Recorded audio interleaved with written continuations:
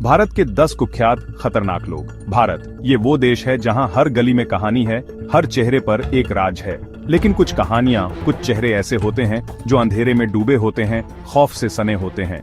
ये कहानियां अपराध की दुनिया की होती हैं, जहां खून खौलता है और इंसानियत मर जाती है। ये कहानियां उन लोगों की हैं जिन्होंने खौफ का दूसरा नाम कमाया, जिन्हें सुनते ही रूह कांप जाती है।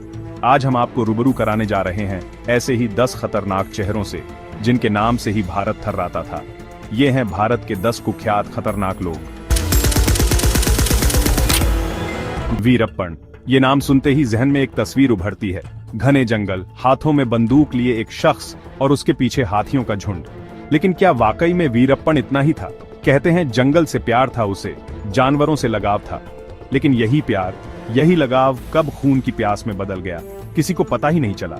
चंदन की तस्करी, हाथी दांत की तस्करी और फिर खून जो इसके हाथों बहता रहा। करीब 184 लोगों की हत्या का इल्जाम था इस पर और 40 से ज्यादा अपहरण। वीरप्पन जंगल का राजा था, अपनी ही हुकूमत चलाता था। पुलिस के लिए इसे पकड़ना नामुमकिन सा हो गया था। लेकिन हर शैतान का अंत जरूर होता है। 18 अक्टूबर 2004 ये वो तारीख थी जब पुलिस ने वीरप्पन को एनकाउंटर में मार गिराया। वीरप्पन का अंत हो चुका था, लेकिन इसकी कहानी आज भी लोगों को थर्रा देती है। अफजल गुरु, एक ऐसा नाम जो भारतीय इतिहास के पन्नों पर हमेशा के लिए काले अक्षरों में लिखा जाएगा। 2001 वो साल जब भारतीय संसद पर हुए हमले ने पूरे देश को हिलाकर रख दिया था और इस हमले का मास्टरमाइंड बताया गया अफजल गुरु को। देखते ही देखते अफजल गुरु देश का दुश्मन नंबर 1 बन गया। लेकिन क्या वाकई अफजल गुरु ही इस पूरे मामले का मास्टरमाइंड था, या फिर वो किसी और की साजिश का एक मोहरा था? ये सवाल आज भी लोगों के जहन में है। 9 फरवरी 2013 तिहाड़ जेल की चारदीवारी के पीछे अफजल गुरु को फांसी दे दी गई। लेकिन इसके साथ ही कई सवाल भी दफन हो गए, सवाल जो शायद कभी जवाब नहीं पा सकेंगे। अफजल गुरु की मौत ने एक कहानी का अंत तो कर दिया, लेकिन कई नई कहानियां शुरू कर दी। याकूब मेमन, एक भाई या एक गुनहगार। कहते हैं खून का रिश्ता सबसे मजबूत होता है, लेकिन क्या होता है जब यही रिश्ता आपको गुनाह की आग में झोंक दे?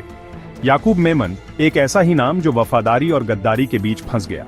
1993 मुंबई बम धमाके, जिसने मुंबई को दहलाकर रख दिया था, और इस धमाके में शामिल था याकूब का भाई टाइगर मेमन। कहते हैं याकूब ने अपने भाई की मदद की थी, उसे पैसे दिए थे, उसे बचाने की कोशिश की थी। लेकिन क्या भाई के लिए वफादारी निभाना इतना बड़ा गुनाह था? क्या याकूब सचमुच देशद्रोही था? ये सवाल आज भी लोगों के जहन में है। 30 जुलाई 2015 नागपुर जेल की चारदीवारी के पीछे याकूब मेमन को फांसी दे दी गई। एक भाई ने अपने भाई के लिए जान दे दी, लेकिन देश के लिए गद्दार बन गया।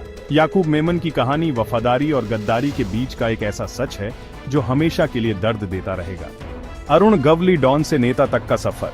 मुंबई माया नगरी, जहां सपने सजते हैं और टूटते भी हैं।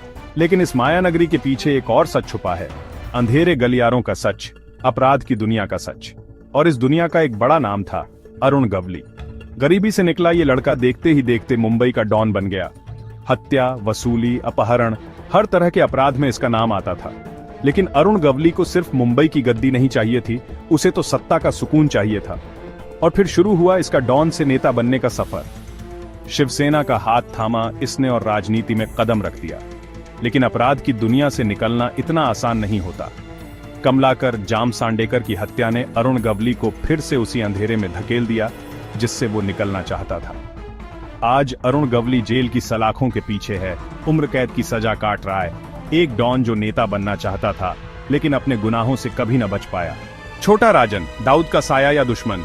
छोटा राजन नाम सुनते ही मुंबई अंडरवर्ल्ड की याद ताजा हो जाती है। दाऊद इब्राहिम, जिसने मुंबई को अपनी मुट्ठी में कर रखा था, उसी का एक वक्त पर साया हुआ करता था छोटा राजन। लेकिन जैसे कहते हैं ना, 2 तलवारें एक म्यान में नहीं रह सकती। वक्त के साथ ही दाऊद और छोटा राजन के बीच दुश्मनी भी गहरी होती गई। कभी दोस्त रहे, ये दोनों अब एक दूसरे के खून के प्यासे थे। छोटा राजन पर हत्या, अपहरण, वसूली जैसे कई इल्जाम थे। कहते हैं इसने पत्रकार डे की हत्या में भी अहम भूमिका निभाई थी। दाऊद से बगावत के बाद छोटा राजन भारत छोड़कर भाग गया। कई सालों तक ये ऑस्ट्रेलिया, इंडोनेशिया जैसे देशों में छुपा रहा। लेकिन कानून के हाथ बहुत लंबे होते हैं। आखिरकार इंडोनेशिया से इसे गिरफ्तार कर लिया गया और भारत लाया गया। आज छोटा राजन जेल की सलाखों के पीछे है, अपने किए की सजा काट रहा है। एक वक्त पर दाऊद का साया रहा छोटा राजन, आज उसका दुश्मन बनकर जिंदगी की सजा काट रहा है। चैप्टर 7, संदीप खालिस्तान। आतंक का चेहरा पंजाब, 5 नदियों की धरती, जहां की हवा में ही खुशबू घुली होती है। लेकिन इस धरती ने आतंक का दौर भी देखा है, जब खालिस्तान की आग में सब कुछ झुलस गया था। और इस आग को हवा देने वालों में से एक था संदीप खालिस्तान। खालिस्तान मूवमेंट से जुड़ा ये शख्स आतंक का दूसरा नाम बन गया था। बम धमाके, हत्याएं, अपहरण, हर तरह की हिंसा इसके लिए आम बात थी। कहते हैं इसे पाकिस्तान से फंडिंग मिलती थी, ट्रेनिंग मिलती थी। पंजाब में आतंक फैलाना, बेगुनाहों का खून बहाना ही इसका मकसद बन गया था। संदीप खालिस्तान ने अपने साथियों के साथ मिलकर पंजाब में कई बम धमाके किए, जिसमें कई बेगुनाह लोग मारे गए। पुलिस और सुरक्षा बलों को लगातार निशाना बनाया जाता रहा, लेकिन धीरे धीरे पुलिस का शिकंजा कसता गया। कई आतंकवादी मारे गए, कई गिरफ्तार हुए।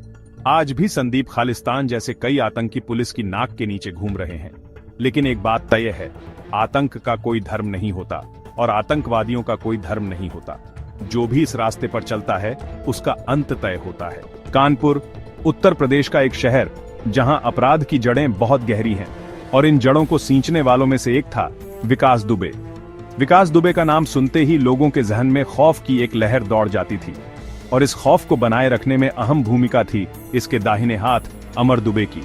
अमर दुबे विकास दुबे का सबसे करीबी और भरोसेमंद साथी था। हर अपराध में इसका साथ होता था, हर वारदात में इसकी मौजूदगी होती थी। 2020 में बिकरू गांव में जो कुछ हुआ उसने पूरे देश को हिलाकर रख दिया।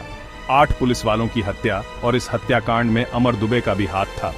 आधुनिक हथियारों से लैस अमर दुबे और इसके साथियों ने पुलिस टीम पर जिस बेरहमी से हमला किया, उसने सबको हिलाकर रख दिया। लेकिन कहते हैं ना, जो आता है उसे जाना भी पड़ता है। 8 जुलाई 2020 हमीरपुर में पुलिस एनकाउंटर में अमर दुबे को भी मौत के घाट उतार दिया गया। अमर दुबे का अंत हो चुका था, लेकिन इसके किए की सजा इसे मिल चुकी थी। आज का जमाना सोशल मीडिया का जमाना है। हर कोई यहाँ फेमस होना चाहता है, अपनी पहचान बनाना चाहता है। लेकिन कुछ लोग ऐसे भी हैं जो सोशल मीडिया का इस्तेमाल अपराध के लिए करते हैं, खौफ फैलाने के लिए करते हैं।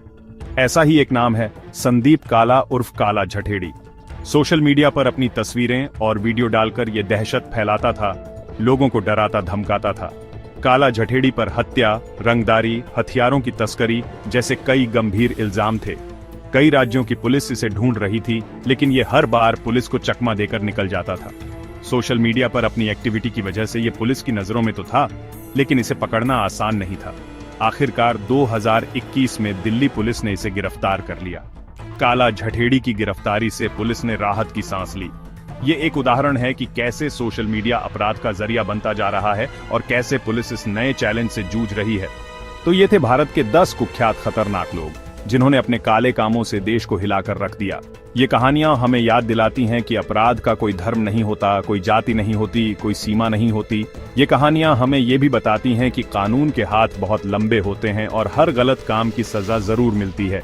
हमें उम्मीद है कि आपको ये वीडियो पसंद आया होगा। देखते रहिए हमारा चैनल, और ऐसी ही रोचक और जानकारी से भरी वीडियो देखने के लिए हमारे चैनल को सब्सक्राइब करें। धन्यवाद।